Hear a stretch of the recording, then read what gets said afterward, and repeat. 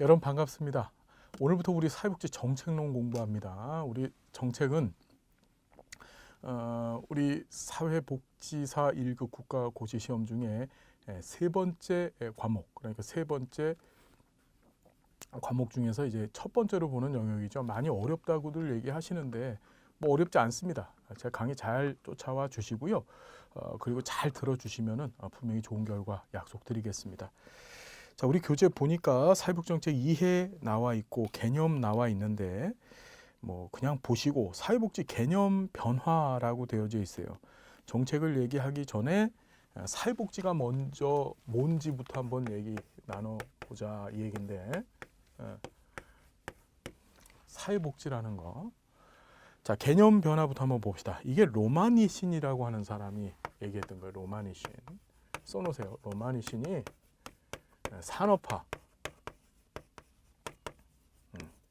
산업화 이전과 그다음에 산업화 이후에 사회복지 정책을 어떤 관점으로 볼 것인가 이렇게 구분을 했습니다. 자녀적 보충적, 그러니까 과거라는 게 산업화 이전이고 현재는 산업화 이후인데요. 자녀적 보충적, 제도적 보편적 이 얘기는요 뒤에 가서 좀 다뤄볼 겁니다. 일단은 여러분 기억해 두시고요. 시혜 자선, 시혜라는 건 은혜를 베푼다는 뜻이죠. 나는 부자고 너는 가난하니까 내가 부자인 내가 가난한 너희들한테 은혜를 베풀게. 자선이라는 것도 뭐죠? 이것도 역시 뭔가요? 우리 앞에서 실천론 시간에 공부하셨던 그 인도주의적 관점 하에서 내가 너보다 더 많이 갖고 있으니까 내가 너한테 이런 은혜 혜택을 베풀어도 돼 이런 거죠. 그러니까 이건 굉장히 자율적이면서도 그러니까 무엇인가를 이 가난한 사람들한테 줄 때 부자들이 자신의 의사에 맡겨서 굉장히 자율적인 그런 행위가 자선이죠. 그런데 이것이 이제 시민권이 됐습니다. 시민권이라는 것은 무엇이냐? 시민의 권리예요. 부자는 세금을 내야 되고 가난한 사람들은 그 부자가 낸 세금을 통해서 어떻게 이루어진 그 이제 조세죠. 조세를 통해서 어떻게 가난한 사람의 생존권이 보장되어지는 거 여러분 그것이 시민의 권리가 되어졌다. 특수한 서비스, 지금은 보편적 서비스. 과거엔 최저 수준 보장이었는데 지금은 최적 수준을 이루려고 국가가 노력을 하죠. 자, 개인적 개혁, 자발성, 사회적 개혁, 공공성. 과거에는 개인적인, 그러니까 자발성, 앞에서 말씀드린 것처럼 자선적 행위였었어요. 불쌍한 사람이 있으면은 내가 도와주고 안 도와주고는 내 마음이었었는데 지금은 이것이 어떻게 공공성, 사회적 개혁으로 인해서 무슨 소리냐면은 이 사회 구성원들이 가난하게 된 거 우리 모두의 책임이야. 즉 연대적 책임이라고 하는 관점 하에서 함께 돕고 사는 것이 맞아. 그래서 내가 세금 내는 거 당연한 거고 또 한 발짝 더 나가면은 내가 어려운 상황에 처해 있었을 때 다른 사람들이 낸 세금 부담금을 통해서 내가 혜택을 받는 것이 당연하다고 보는 겁니다. 자, 빈민구제 성격인데 지금 복지사회구현이고 중앙집중, 지방분권, 공사분리체계, 공사협동. 공사라는 것은 정부와 공이 정부죠. 공공. 그다음에 사라는 건 민간입니다. 이들이 이제 분리되었었는데 지금은 협동되어지고 과거엔 공급자 중심인데 지금은 이용자 중심, 시설 위주. 지금은 재가 복지가 확대되고 과거엔 무료였는데 지금은 이용자 부담 서비스를 더 부담하려고 하더라. 이게 로마니신이 얘기했던 사회복지의 개념 변천에다가 약간 내용들을 좀 덧붙여서 만들어진 표인데 참 잘 만들었어요. 정리를 해두시고 정책이 뭐냐? 복지국가가 사용하는 수단 쭉 보시면은 사회 문제 해결을 위한 목적, 복지 프로그램 형성 구체하고 가치를 권위적 다시 한번 가치 동그라미 권위적 배분, 사회적 약자들을 위한 복지 서비스 지원은 물론 모든 사람들의 삶의 질에 영향을 미치는 교육주택, 조세제도, 노동시장 정책 즉 넓은 의미에서 정책을 얘기하는 건데 지금부터 정리를 해보자고요. 우리가 지금부터 어떤 생각해야 되냐면은 사회복지 정책 하면은 자 제가 말씀드리는 대로 이분법적 관점 무슨 관점? 이분법적 관점. 세상을 두 개 덩어리로 나눠서 봐야 돼요. 어떻게 보느냐? 세상은 부자, 그다음 빈자로 빈자가 나누어져 있다 이렇게 좀 봐주십시오. 누가? 부자, 부자. 그러니까 경제적인 의미에서의 부자, 그렇죠? 그다음에 다양한 의사 결정권에 있어서의 참여자적 위치에 있어서의 더 높은 지위를 갖고 있는 부자. 반면에 빈자는 그런 참여적 권리도 갖지 못한 사람들, 또 경제적인 의미에서의 약자. 그러니까 정책은 이렇게 이분법적 관점으로 세상을 좀 바라봐야만 이해하기가 쉽습니다. 물론 세상을 그렇게 이분법적으로 딱 잘라서 보기는 어렵지만 사회복 정책을 이해하기 위해서는 이렇게 이분법적 관점으로 봐야 돼요. 자, 무슨 말인지 되시죠? 자, 정책을 우리가 정의를 내리면 우리 교재안에는 여러 가지 얘기가 나와 있는데, 자, 이렇게 얘기합니다. 누가 하느냐, 누구에게 하느냐, 그렇죠? 그 다음에 무엇을 가지고 하느냐, 그렇죠? 예. 자, 보면 사회복지 정책을 수행하는 집단을 우리는 정부라고 하는 거예요. 정책은 누가 합니까? 정부가 해요. 정부가. 중요하죠. 정부가 합니다. 우리 사회복지 서비스를 제공하는 주체들은 정부도 있고 분명히 민간도 있습니다. 그런데 정책은 누가 합니까? 예, 이건 정부만의 역할이에요. 정부만의 기능입니다. 민간이 정책을 한다라고 얘기하지 않아요. 그렇죠. 다시 이 정부는 두 가지로 나눠지는데, 첫 번째가 중앙정부가 있고 두 번째가 지방정부가 있는 거예요. 그러니까 중앙정부의 사회복지 정책이 있고 또 지방정부의 사회복지 정책이 있어요. 자, 누가 하느냐? 즉 다시 한번 사회복지 정책의 주체는 누구냐? 정부다. 정부. 그렇죠. 그 다음에 누구에게 하느냐? 이 국민이 되겠죠. 국민. 그렇죠. 그러니까 정책의 대상자는 국민입니다. 그런데 일반적으로 국민을 바라보는 관점이 두 가지. 정부가 국민을 바라보는 관점을 자, 보편적 관점으로 바라보느냐, 아니면 선별적 관점으로 바라보느냐. 다시 보편적, 선별적. 다시 한번 보편적, 선별적. 시작. 보편적, 선별적. 이 얘기 참 많이 들어봤어요. 우리 사회복지 정책에서 이 보편적, 선별적이라는 말을 빼면은 설명이 안 될 얘기들이 참 많거든요. 자, 이게 무슨 소리냐?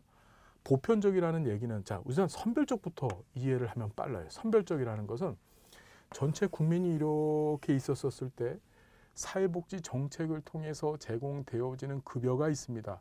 그 급여의 수혜 대상자들을 골라내는 거예요.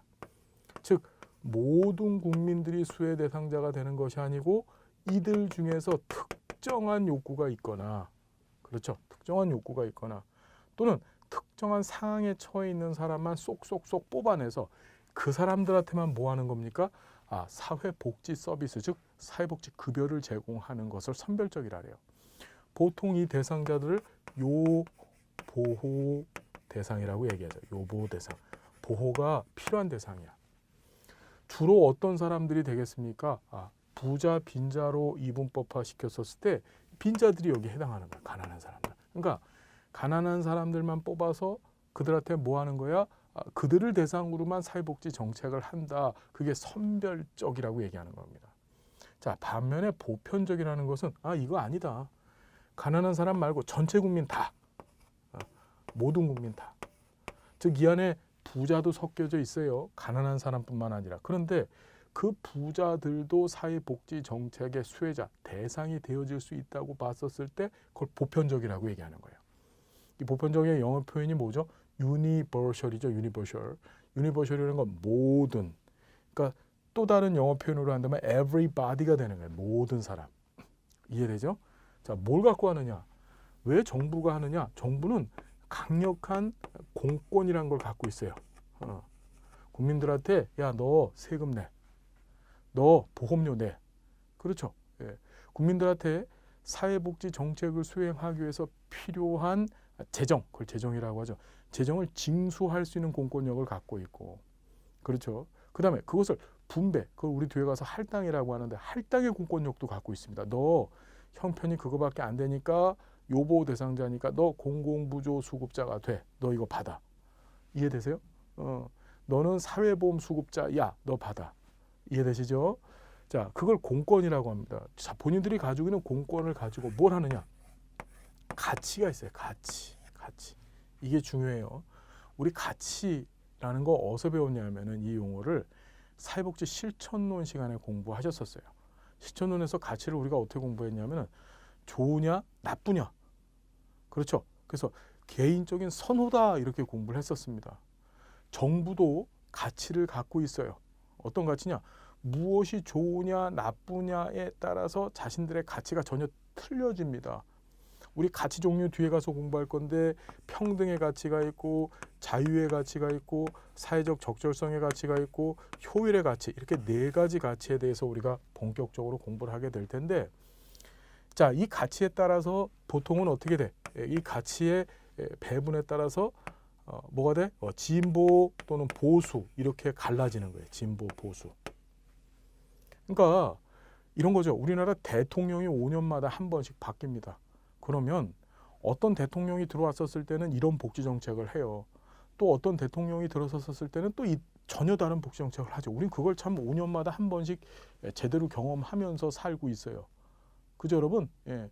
보통 보수 정권이 집권을 했었을 때는 완전히 복지는 조금 접고 경제 성장 위주의 정책을 하죠.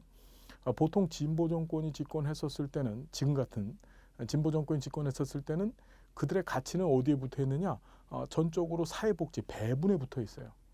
그러니까 경제 성장도 중요하지만 그건 접어두고 일단 복지와 배분에 초점을 두죠.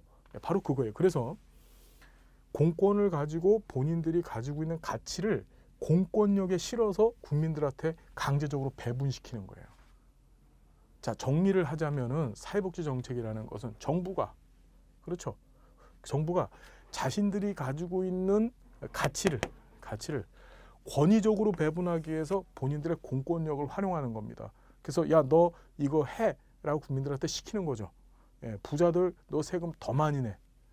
그렇죠. 예, 그건 뭐지? 공권력이 있기 때문에 그런 거고, 부자들이 더 세금을 많이 내야 된다는 것은 이제 뒤에 가서 공부하겠지만, 이 결과적 평등이라고 하는 가치가 더 우월하고 좋다라고 생각하는 정부이기 때문에 그렇게 하는 거예요. 그런 식으로 해서 어떻게 가치를 권위적으로 공권력을 통해서 배분해서 국민을 보편적 또는 선별적으로 갈라내는 일종의 행위, 정부의 행위를 바로 사회복지 정책이라고 하더라. 정책하면은 이 정부의 역할에 대해서 우리는 공부할 것이고, 또 국민을 보편적 선별적으로 이걸 할당이라고 하는데, 이 할당이 도대체 무엇인지에 대한 얘기를 할 것이고, 그 다음에 이 가치가 무엇인지를 알고 그 가치가 공권력에 의해서 어떻게 권위적으로 배분되어지는지에 대해서도 우리가 공부를 하게 될 겁니다. 이해되십니까? 정책은 이렇게 이해를 하십시오. 사회복지 정책이 뭔지에 대해서는. 그래서 보니까 가치를 권위적으로 배분하는 것이다. 어떤 얘기인지 이해가 되시죠? 예. 가치. 진보 정권이 보기에는 이런 가치가 좋아. 보수가 보기에는 저런 말도 안 되는 거, 이런 가치가 좋아. 서로 상의할 수가 있습니다. 그런데 그것을 어떻게 하는 것이 권위적으로 그들이 국민으로부터 부여받은 공권력을 활용해서 권위적으로 국민들한테 배분하는 활동이다. 자, 정책의 목적 및 특징. 국민 최저 수준 보장 및 삶의 질 향상. 뭐라고요? 국민의 최저 수준 보장하고 삶의 질을 향상. 최저 수준 보장이라는 게 일종의 생존권 보장이죠. 그 다음에 삶의 질을 향상시킵니다. 인간의 존엄성, 사회 연대의식을 기초로 사회통합 질서 유지. 인간의 존엄성, 그렇죠. 사회 연대의식. 자, 소득 재원배, 개인의 자립성 증진, 정상화 이념 확대를 목표로 하고. 자, 이거 다 배웠던 얘기들이죠. 정상화 이념은 지역사회복지원에서 공부하셨었어요. 사회 연대의식에 기초해서 사회적 평등을 실현하여 사회적 적절성을 확보하고. 자, 시장 실패가 뭔지 뒤에 가서 공부할 겁니다. 자원 배분의 효율화 기능을 하더라. 자, 시장 실패 때문에 사회복지 정책을 쓴다라고 일단 머릿속에 담아두세요. 그 다음에 사회복지 정책은 사실상 가치 중립적일 수 없고, 지금 말씀드린 것처럼 진보 정권의 가치와 보수 정권의 가치는 전혀 틀립니다. 그래서 자신들이 갖고 있는 각각의 가치를 국민들을 대상으로 해서 실현하는 거예요. 그러니까 가치 중립적일 수 없고 가치 지향적일 수밖에 없다. 그렇죠. 그 가치가 뭔지 우리가 되게 깊게 공부할 거고, 그래서 시험에서도 그 가치 문제는 꼭 나오더라. 그래서 예를 들어 이런 거예요. 지금 정권에서 하고 있는 일들이 있잖아요. 하고 있는 사회복지 정책이 있습니다. 이걸 보고서 이제 이 보수 쪽 가치를 갖고 계신 분들이 저런 나쁜 놈들 왜 나라에 무슨 돈을 이렇게 많이 써, 무슨 최저임금 인상이야, 막 이런 얘기를 합니다. 그런데 중요한 것은 이 정권이 수행하고 있는 이런 현재 복지 정책들은 전부 다 이 정권 입장에서 봤었을 때 개인적인 선호예요. 그들이 봤었을 때 좋은 겁니다.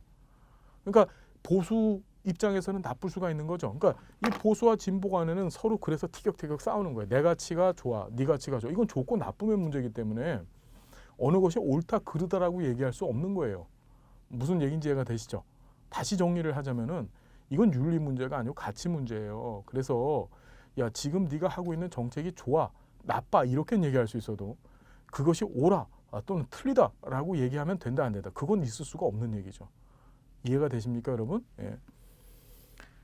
자, 그다음에 경기 상승 시에 과열대지로 막는 경기 하락 시 과도한 하락을 방지해주는 경제 자동 안전장치 기능. 이 자동 안전장치 기능은 조금 얘기를 좀 해봐야 될 것 같아요. 이 자동 안전장치 기능.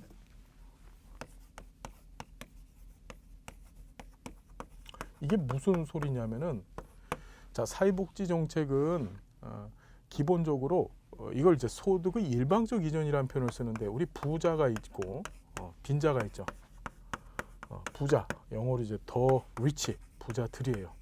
그 다음에 빈자, 더 푸어, 가난한 사람들입니다.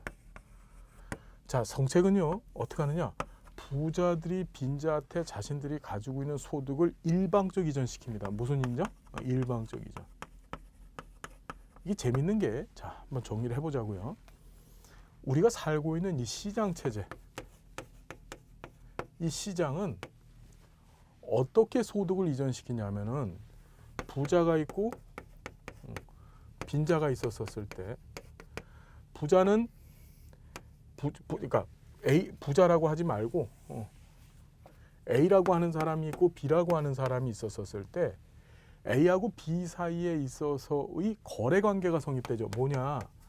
내가 얘가 갖고 있는, A가 B가 갖고 있는 무엇인가를 갖고 싶어요. 그럼 어떻게 하냐면은 A가 B한테 야, 나 네 거 갖고 싶다? 그럼 B가 그래 줄게 이렇게 주는 게 아니고, 이 내가 갖고 있는 것에 상응하는 가치가 있는 무엇인가를 너 나한테 줘. 예를 들어서 내가 이 백목을 갖고 싶어요. 이 백목을 갖고 싶었을 때 저기는 애한테 야, 이 백목 좀 줘 이러면은 저기는 애가 예 이러고서 그냥 주나? 그거 안 되죠. 그거 도둑질이에요. 그렇죠. 절도입니다. 내가 이걸 갖고 싶으면 어떻게 되는 거지? 이것의 가치에 해당하는 무엇인가를 쟤한테 줘야 돼. 그걸 우리 돈으로 주잖아요. 화폐로.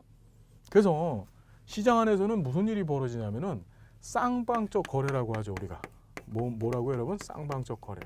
내가 주고 준 것에 대해서 그 가치만큼을 상대방이 나한테 줘야 되는 거예요.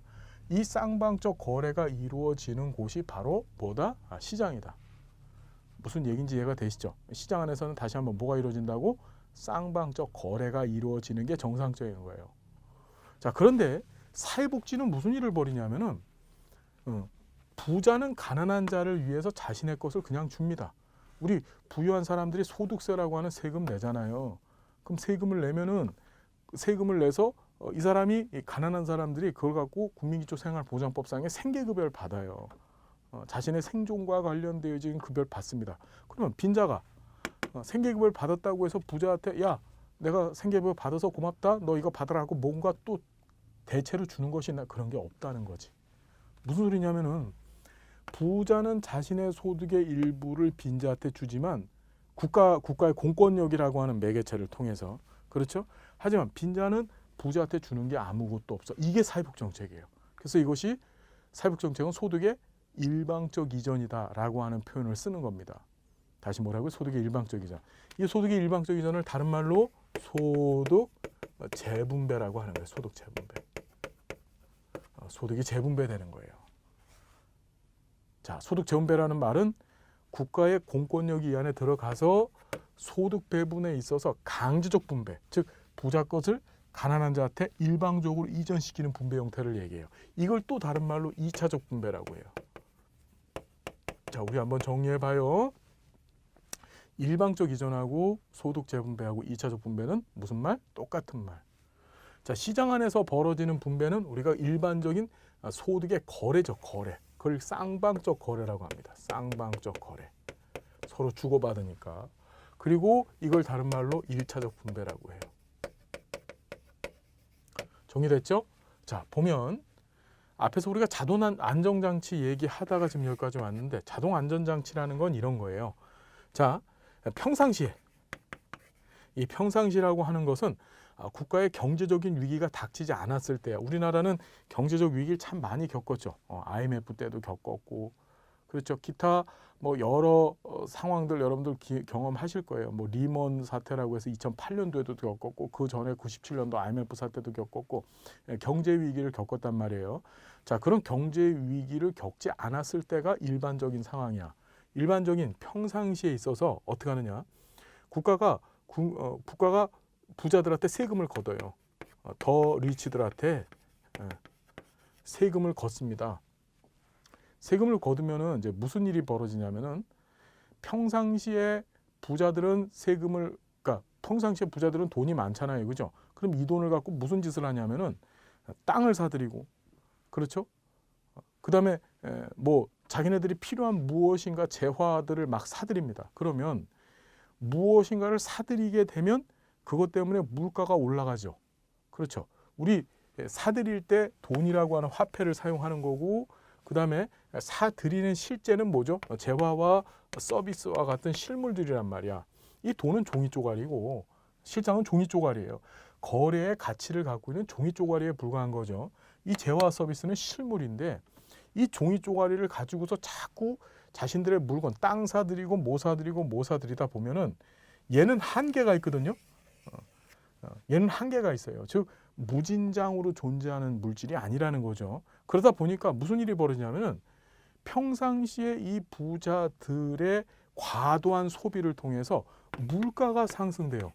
그럼 문제는 뭐냐면은 가난한 사람들은 도저히 그것들을 사들일 수가, 물가가 비싸지니까.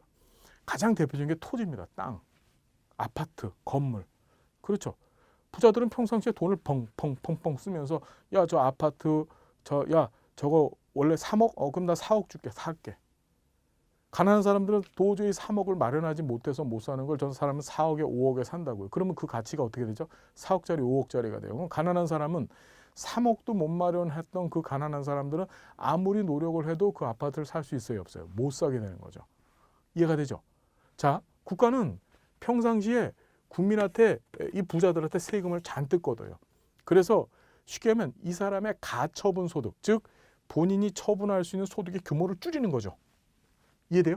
얘는 1,000만 원, 예를 들어 1억이 있는데 한 달에 1억을 벌어서 1억을 다 소비할 수 있는데 그중에서 국가가 5천만 원을 세금으로 걷어가 버리는 거예요. 그럼 5천만 원밖에 남지 않잖아요. 그렇죠. 그럼 5천만 원 소득을만 갖고서 쓸 수 있다 보니까 뭘 하는 거죠? 더 이상의 과도한 지출을 억제시키는 거죠, 부자들의. 그래서 물가를 안정시키고 가난한 사람들도 소비할 수 있는 영역, 역량을 어떻게 허락해 주는 거예요. 그런데 국가 위기 상황이 왔어요. 경제적으로 어려운 상황이 뻥 하고 터졌단 말이에요. 그때도 부자한테 세금을 걷습니다. 이 걷어진 세금들은 뭐 하죠? 가난한 사람들을 위한 어떻게 사회복지 혜택에 사용하는 거죠. 그렇죠. 그러니까 뭐냐, 이 얘기는 무슨 소리냐면은 자동안전장치라는 것은 사회복지를 위해서 부자들한테 세금 걷는 거, 즉 소득이 일방적하는 게 나쁜 게 아니다. 평상시에는 물가를 굉장히 안정시키는 역할을 하고, 그래서 경제를 굉장히 안정시키고, 그 다음에 이런 비상사태, 위기상황, 경제적 위기상황에서는 어떻게 돼? 가난한 사람들의 소득을 보존해줘서 부자들의 것을 갖다 소득에 일방적 이전시켜서 가난한 사람들의 소득을 보존해줘서 그들의 생존권을 유지 보존시키는 역할도 하더라. 그러니까 이게 결코 나쁜 것이 아니다. 경제에 긍정적인 영향을 준다라고 한 것이 바로 자동 안전장치예요. 그래서 이 자동 안전장치 개념을 누가 주장하느냐 하면은 우리 진보주의자들, 우리 진보주의, 사회주의라고 얘기하죠. 사회주의는 경제학적 개념이고 진보주의는 그 사회주의를 신봉하는 정치 세력들을 진보라고 생각하시면 돼요. 이 사람들 입장에서는 이 자동안전장치 기능이 있기 때문에 사회복지가 그냥 돈만 까먹는 거 절대 아니다라고 주장을 하는 거예요. 자, 우리 교재를 보니까 경기 상승 시 시장이 과열되지 않도록 해. 즉 평상시에 시장이 과열되지 않게 부자들한테 세금을 잔뜩 걷으니까 이 사람들의 가처분 소득이 일정 부분 줄어들겠죠. 그렇죠. 그래서 시장을 안정시키는 거고, 경기 하락 시에는 과도한 하락을 방지해줘. 뭐지? 부자들한테 세금을 걷어서 가난한 사람들한테 주니까 평준해지는 거야. 이해돼요? 예, 그렇게 해서 경제 자동안전장치 기능을 수행한다. 누가 주장한 거야? 사회주의자들, 진보주의 정치가들의 주장이다. 기억해 두시고, 심화연구실 보시면은 사회복지정책 일반적 기능들 나와 있죠. 사회통합, 정책 안정, 사회문제 해결과 사회적 욕구 충족, 개인의 자립 및 성장, 잠재 능력 향상을 위한 재생산의 보장, 기회 재분배를 통한 사회 구성원의 사회화, 소득 재분배 지금 방금 했어요. 다른 말로 뭐라 한다고요? 2차적 분배, 소득의 일방적 이전이라고 했었었죠. 사회복지 서비스와 다른 공공 서비스들과의 차별성, 이건 한번 읽어보시되 밑에 보시면은 사회복지 서비스는 사람들의 욕구를 일방적 이전의 형태로 해결한다. 일방적 이전이 뭔지 지금 얘기했죠. 부자의 소득이 빈자한테 어떻게 한 방향으로만 가는 거야. 이건 시장에서는 이런 짓을 절대 못합니다. 시장은 뭐 한다고? 쌍방적 거래, 1차적 분배를 하는데 우리 경제는, 그러니까 사회복지는 일방적 이전을 하더라. 기억해 두십시오. 자, 정책 가치. 굉장히 중요하죠. 정책 가치. 이 정책 가치라는 거 지금 말씀드린 것처럼 어떤 것이 좋으냐 나쁘냐에 관한 얘기를 안 했었어요. 이건 옳으냐 그르냐의 얘기가 아닙니다. 그래서 진보주의자들이 생각하는 가치, 옳은 것이 있고 좋은 것이 있고 또 보수주의자들이 생각하는 가치, 좋은 것이 있어요. 좋은 거 나쁜 것이 있어요. 자, 그것을 지금 또 다뤄볼 건데 이게 시험에 잘 나올까 안 나올까? 엄청나게 시험에 나온다. 엄청나게. 이게 시험의 핵심이다. 자, 보면 자, 사회복지 정책의 가치가 평등이 있고 자유, 그 다음에 적절성, 적절성, 마지막으로 뭐죠, 여러분? 예, 평등, 적절성, 형평성이 있어요. 사회적 적절성과 죄송합니다. 형평성이 아니고 효율성입니다. 죄송합니다. 효율성이 있어요. 이 네 가지인데 자, 보면 평등이라는 것 지금부터 얘기 잘 들어봅시다. 평등은 우리 사회적 자원은 경제재입니다. 경제재라 하면 무슨 소리냐면은 한정돼 있다는 소리예요. 이 세상에 있는 모든 재화와 서비스가 우리가 쓰고 싶은 만큼 우리가 쓰고 싶은 것들을 자유자재로 펑펑펑펑 쓸 수 있는 건 세상에 한 가지도 없죠. 그렇죠. 우리가 쓸 수 있는 것들은 다 뭔가요? 경제재로서 그 공급의 한계가 정해져 있다는 거예요. 그러면 자, 이 평등이라고 하는 가치는 무엇이냐? 그 한계되어져 있는 자원을 어떻게 배분할 것인가에 관한 얘기입니다. 자원을 도대체 어떻게 나눠줄까? 도대체 한계가 있는 이 자원을 어떻게 나눠줄까? 그래서 자, 이 평등에 있어서 평등의 가치 안에 세 가지가 있는데 그 첫 번째가 수량적 평등, 두 번째가 비례적 평등. 자, 시험 문제 정말 잘 나와요. 비례적 평등을 다른 말로 형평 또는 공평이라고도 합니다. 영어로 equity라고 하죠. 자, 마지막으로 기회 평등이 있어요. 자, 평등의 가치 종류 몇 개? 세 개. 따라 봅시다. 수량적 평등, 두 번째 비례적 평등, 세 번째 기회의 평등.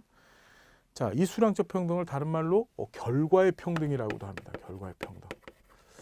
자, 이 내용이 좀 길어질 것 같은데 시간이 별로 없어요. 그래서 우리 한 번만 읽어보면 평등은 수량적 평등. 그래서 모든 사람을 똑같이 취급해서 사람의 욕구나 능력에 상관없이 사회적 자원을 똑같이 배분하는 것, 현실적으로 불가능, 사회복지정책에서 소득 전배의 부분적인 목표로 삼고 있다. 평등의 개념 가운데 가장 적적 의미. 사회복지국가는 결과의 평등과 함께 사회적 차별의 해소를 포함하는 사회적 평등을 추구한다. 사회복지정책을 통한 결과의 평등 지향은 일부 사회 구성원의 소극적 자유를 침해하는 결과를 가져올 수 있다. 자, 비례적 평등, 이걸 다른 말로 공평, 형평이라고도 하더라. 개인의 능력에 따라서 모든 것을 맡기는 것이 아닌 개인의 능력의 부족한 부분을 사회적으로 보충해 주는 것, 실질적으로는 자본주의 사회에서 널리 사용된다. 공공부조, 급여액이 노동시장의 최저임금 수준보다 나댄다는 열등처의 원칙 등등등이 있다. 비례적 평등은 자원 또는 급여 배분에 있어 명확한 기준을 전제로 한다. 긍정적 차별, 적적 차별은 사회 불이익 집단에 대한 부정적 차별을 보상하는 것으로 공평의 가치를 저해하는 것으로 볼 수 없다. 이게 시험에 나왔던 지문을 그대로 옮겨놨네요. 기회평등, 결과가 평등한가 아닌가의 측면은 무시한 채 결과를 얻을 수 있는 과정상의 기회만을 똑같이 주는 것이다. 과정상의 기회만 평등하다면 그로 인한 결과의 불평등은 아무런 상관없다는 거. 평등 개념 가운데 가장 소극적이다. 빈곤대체 교육 프로그램, 드림스타트, 여성 고용 할당 등이 여기에 해당한다라고 했습니다. 자, 우리 다음 시간에 뭘 할 거냐면은 이 평등 가치 처음부터 다시 할 거예요. 그러니까 여러분들이 요거를 쭉쭉 좀 읽어봐 주시고, 무슨 말씀인지 알겠죠? 쭉 읽어봐 주시고 다음 시간에 계속 진행을 좀 하겠습니다. 자, 어려운 내용인 것 같은데 저도 정신 차리고서 수업 강의 제대로 진행할 테니까 여러분들도 잘 경청해 주시면서 쫓아와 주십시오. 우리 멋진 사회복사 됩시다. 그냥 사회복사 말고 능력 있는, 그렇죠? 지적으로 충만한 그런 복사들 되자고요. 자, 함께해서 고맙고요. 다음 시간 행복한 모습으로 여러분 만나 뵙겠습니다. 여러분 감사드립니다.